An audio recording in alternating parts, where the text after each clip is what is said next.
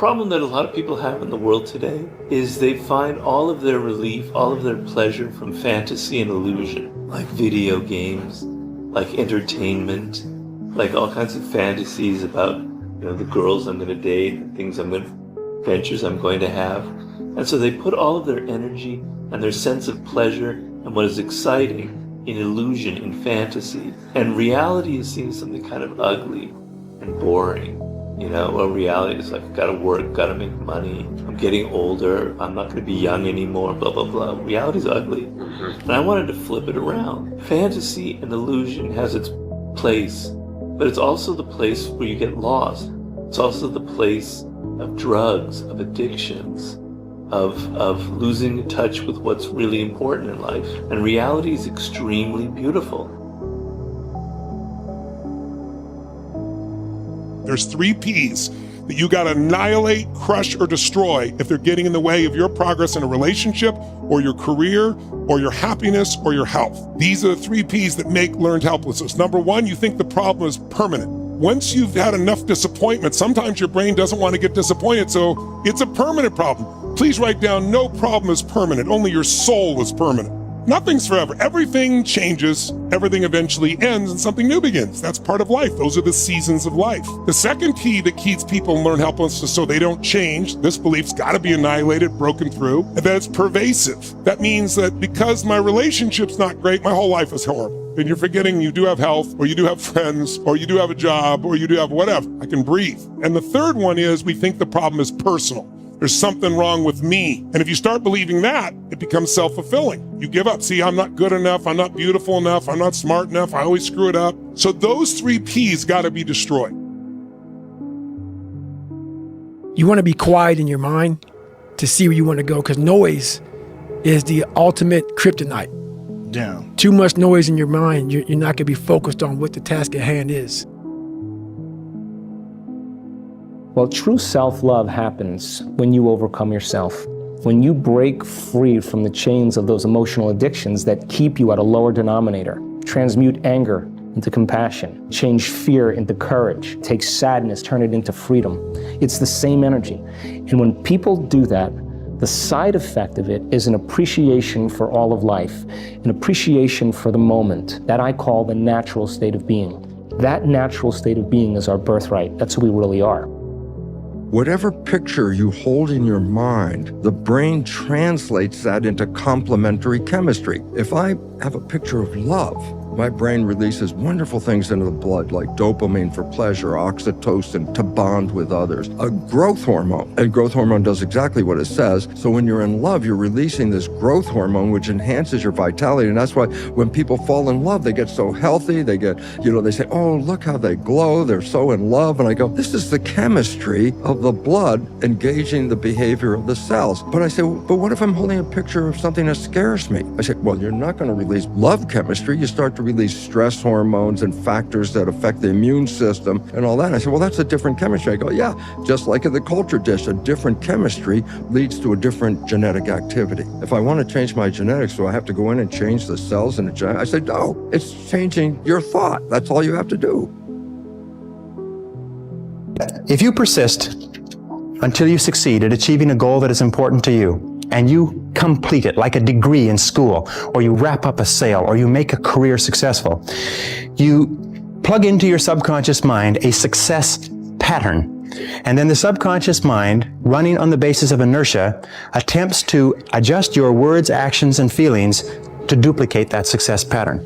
And that's why they say nothing succeeds like success. That once you've been successful, you have a pattern set down which will enable you to apply that pattern to another part of your work to be successful in that. And the more you succeed, the more this pattern of success is reinforced. And you'll finally reach the point where it's impossible for you to fail if you succeed enough times. Because you will have within you a self-adjusting mechanism that will guarantee your success. Your results are an expression of your own level of awareness. So when you're looking at a person and you know they're absolutely brilliant, but the results are so bad, don't let it confuse you any longer. Understand that the intellectual mind, the educated mind, can gather a ton of information, can pass your exams, You can come out with a 4.0 and you're not very aware. There's people that intellectually are absolutely brilliant. They can figure you right through a brick wall, but the results are terrible. That's their awareness. And when you're talking to people, don't ask, is this their thinking mind or is this their paradigm that's talking to me? Faith based on understanding is what moves mountains, and it will move any mountain. It'll change your life. It'll make your life be everything it's supposed to be. The doubt and the worry causes fear, and the fear causes anxiety. The anxiety is the fear being expressed.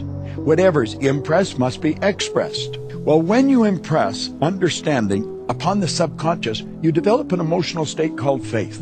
There's a feeling of strength inside you. You know that you're working with an infinite power that operates in an orderly manner.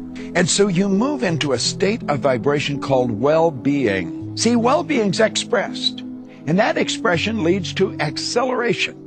It picks up speed. Good things start to happen. It starts to get better. And you know what else happens? You start to attract things to you. You attract good things to you. And you know why? Because you're at ease.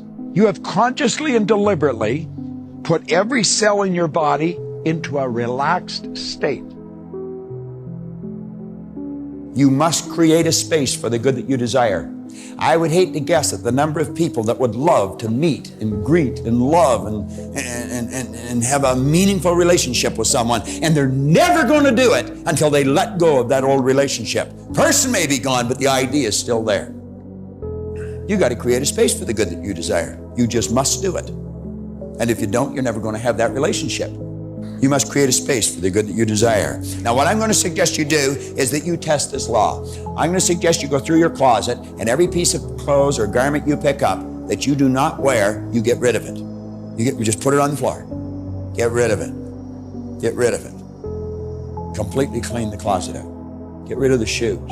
Do you know in a relatively short period of time that closet will all fill up again? You'll say, but where will I get the money?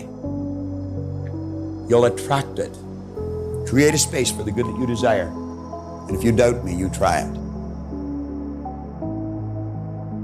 One of the main reasons that people don't get what they want is because they don't actually figure out what it is. And the probability that you're going to get what would be good for you, let's say, which would even be better than what you want, right? Because, you know, you might be wrong about what you want easily, but maybe you could get what would really be good for you. Well, why don't you? Well, because you don't try. You don't think, okay, here's what I would like if I could have it. And I don't mean in a way that you manipulate the world to force it to deliver you goods for status or something like that. That isn't what I mean. I mean something like, imagine that you were taking care of yourself like you were someone you actually cared for.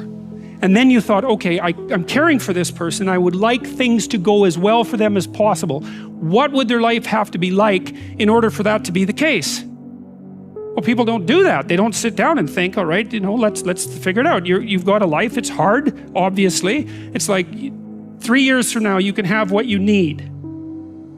You got to be careful about it.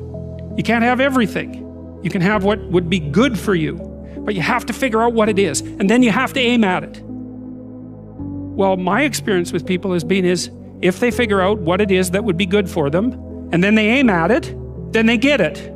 And it's strange because they don't it's a strange thing. It's not quite that simple because, you know, you may formulate an idea about what would be good for you, and then you take 10 steps towards that, and you find out that your formulation was a bit off, and so you have to reformulate your goal. You know, so you're kind of going like this as you move towards the goal.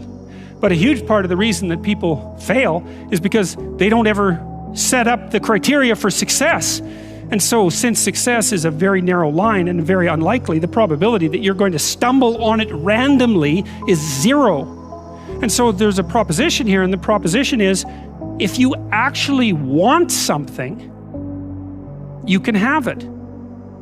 Now the question then would be, well, what do you mean by actually want?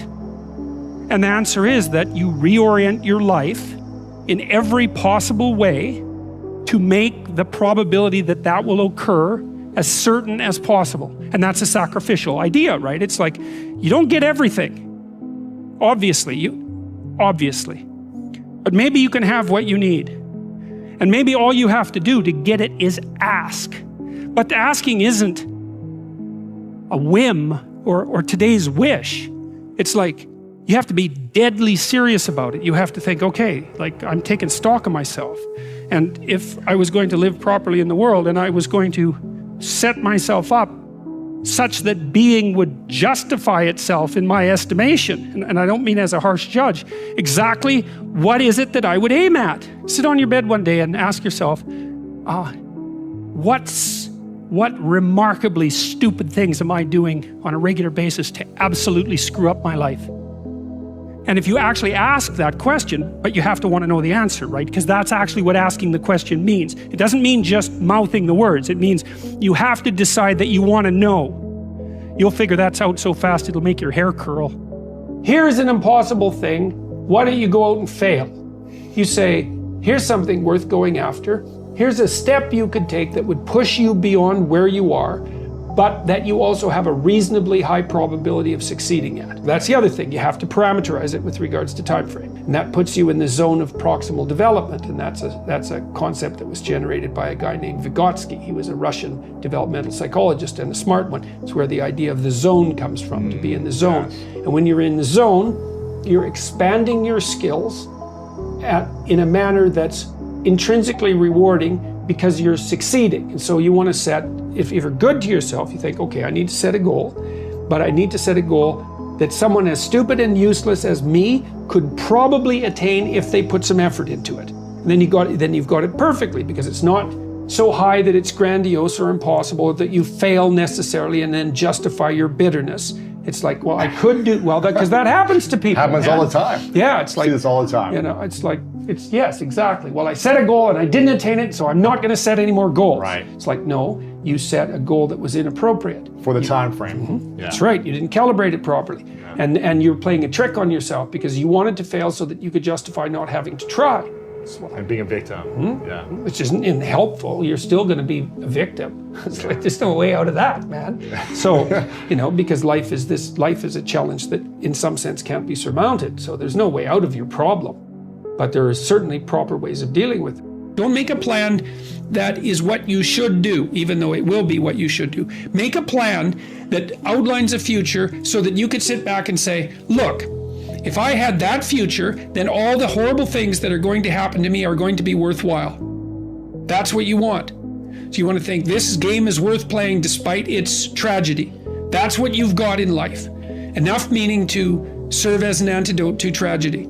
All right, now, and then you generate a strategy. And then the other thing you should do if you're not very industrious is discipline yourself. And so what do you do with that? Eat 3 times a day at regular meal times. That's a good thing to practice, because that starts to put some stability into your life.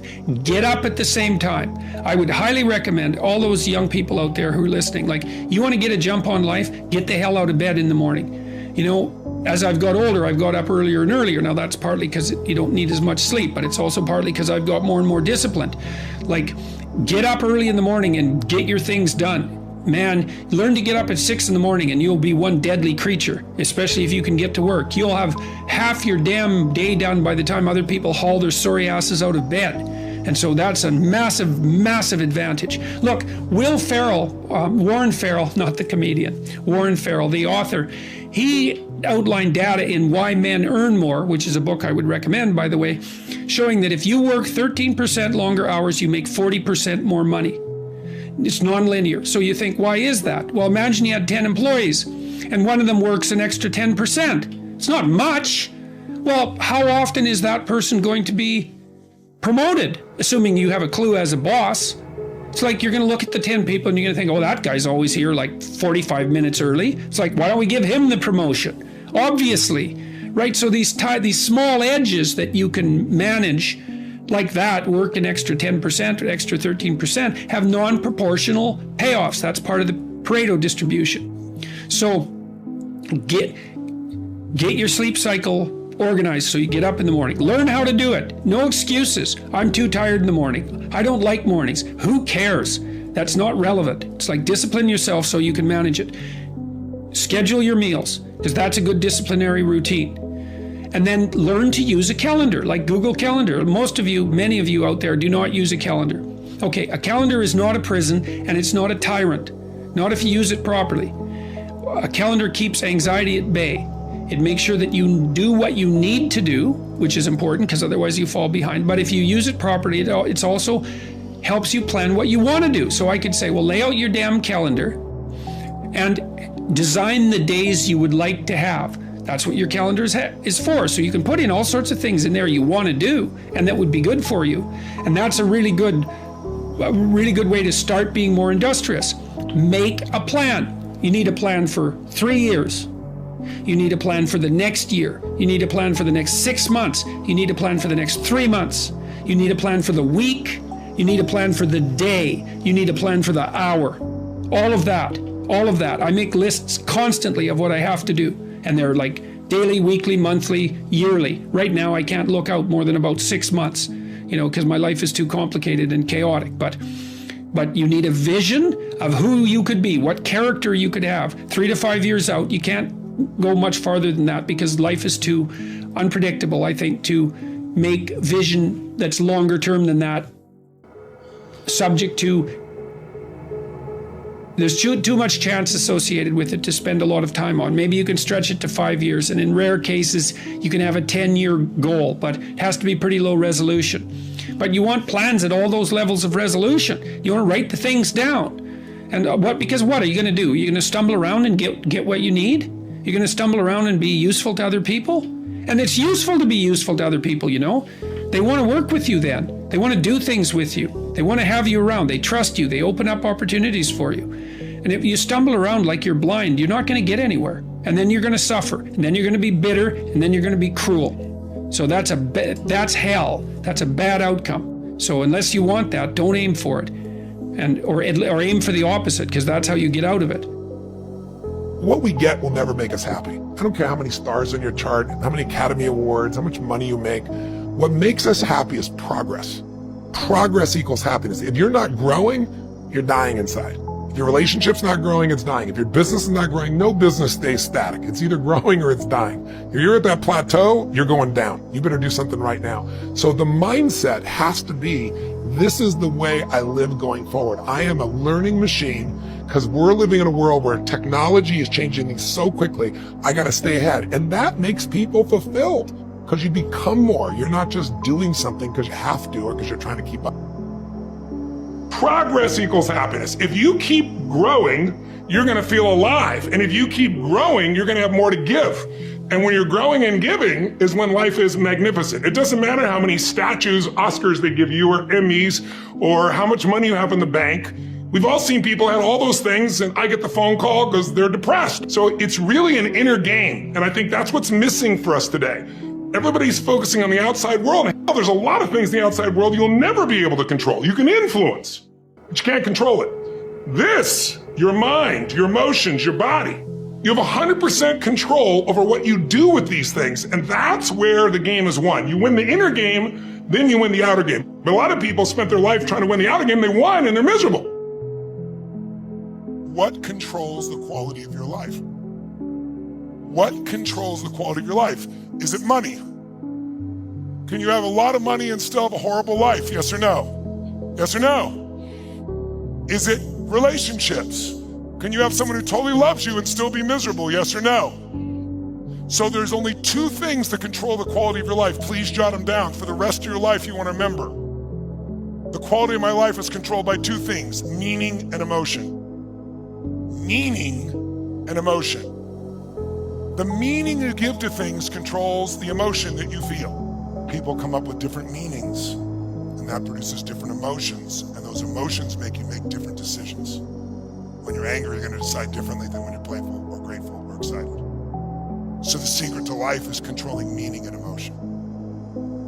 What makes you alive is to grow, and when you grow, you have something to give, and when you give something, it makes your life meaningful. And so I think the people that find a higher meaning, a higher purpose, those are the ones that maximize what they're capable of, and those are the ones that you usually know their names. If you can hunger to grow more, to be more, to give more, to do more, to share more, to become more, then you're never going to be bored, and you're always going to grow, and you're going to have fulfillment, and you're going to succeed. Hunger will make you expand. But in order to be hungry, you got to have something you want more than just yourself. You got to want to have something to give to your kids or to your husband or wife or to your community or to humanity, not virtue signaling what you tell people, what you do. Life is so difficult and challenging that unless you give it everything you have, the chances are very high that it will embitter you, and then you'll be a force for darkness and not good. And so, the fact that life is short and can be brutal can terrify you into hiding and avoiding. But it can also, you can flip that on its head and understand that since you're all in anyways, you might as well take the risks that are adventurous. And what is also useful to understand in that manner is that there isn't anything more adventurous than the truth. You learn things painfully. When you learn something painfully, a part of you has to die. That's the pain.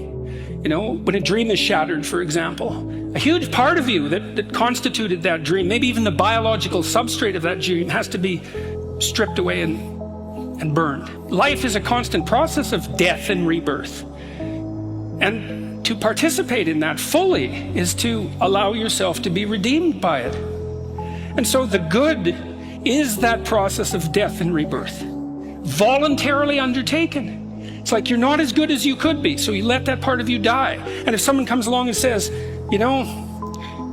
there's some dead wood here, man, it needs to be burned off. You think, well, that stuff's still a bit alive. When that burns, it's gonna hurt. It's like, yeah, well, no kidding. But maybe the thing that emerges in its place is something better. And I think this is the secret of human beings. This is what we're like. So I'm telling young people, look, no matter how bad your situation is, I'm not going to pretend it's okay. It's not okay. It's tragic, tainted with malevolence. And some people really get hurt by malevolent people, terribly hurt. Sometimes they never recover. It's really awful. But there's more to you than you think. And if you stand up and face it with a positive, with a noble vision, with discipline and intent, you can go far farther to overcoming it than you can imagine.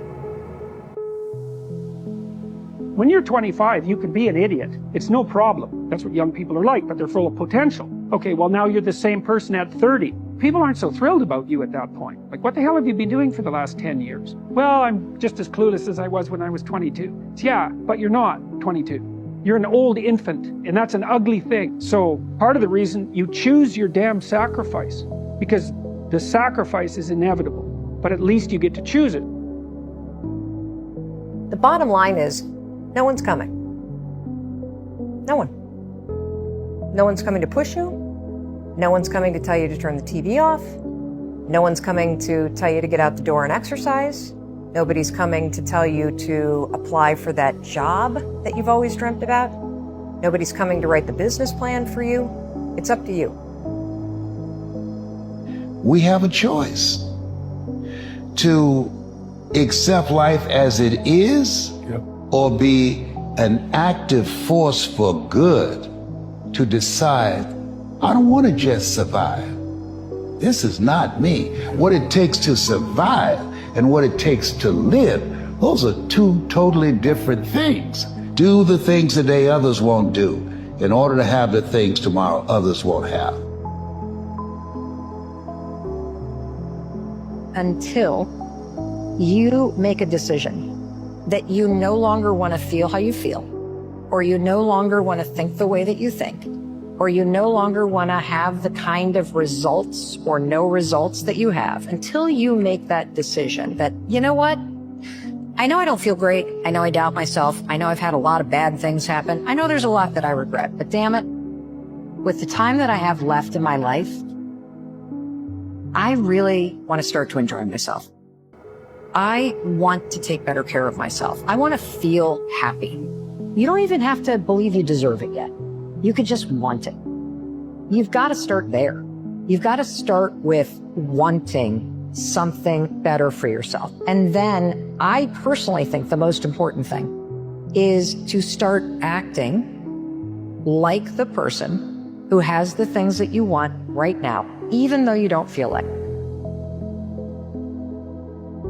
If you want to become successful in life, young man, he said, number one, you got to change your mindset. He said, you don't get in life what you want, you get in life what you are. Number 2, practice OQP, only quality people. And the third thing he said, develop your communication skills, because once you open your mouth, you tell the world who you are.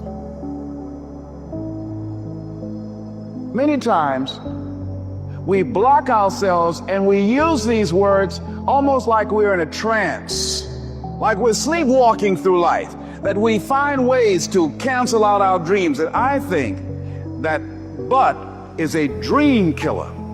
That a lot of things that we want to do, a lot of places we would like to go, a lot of things we would like to experience, and we just stop at but. And we build a case. In fact, but is an argument for our limitations. And when we argue for our limitations, we get to keep them. But will cause you to hide out behind fear. But will cause you to come up with all type of excuses that you can validate your inaction and not acting on your dream. Your future is going to be what you make of it. Working on yourself, talking to yourself. That's so very important. Overcoming the negative conversation, that inner dialogue that's going on all the time, even when you don't want it to be there. You can't stop yourself right now from thinking. You can't do it. It's going on. And so learning how to empower yourself, part of doing that is standing up to yourself. You've got to stand up inside yourself sometimes and say, shut up. I was going to give a presentation, and this voice inside of me saying, you can't do this. You don't have everything it takes. Shut up. I'm behind on my bills and you're telling me what I can't do. I have got to do it. You'll get scared sometimes. Your mind will go blank on you. Some people you will allow to unnerve you. And you'll wonder, what's wrong with me? I'm not crazy. That's why you've got to learn to make a conscious, deliberate, determined effort to stand up inside yourself. Working on yourself, watching that inner dialogue, it will determine the quality of your life. This is something that I've actually relied on a little bit myself. Whenever I get to a low point where I think, why do I even bother? I just remind myself, this is where most people stop, and this is why they don't win. Motivation is for average people. Discipline is where everybody who's ever achieved anything great that you admire, that is what they value. Stop asking, what do I need to do to get motivated? And start asking, how can I become more disciplined? Because discipline is the ultimate superpower. If you can learn to execute against the tasks that will get you to where you want to go, regardless of what's happening in your life, regardless of the pain you're feeling in the moment, regardless of any outside circumstances, how can you ever fucking lose? You can't. How you gain mental toughness, how you become the person you want to be, is constantly facing the things that you don't want to face. If you constantly run away from things that you don't want to face, how is there growth?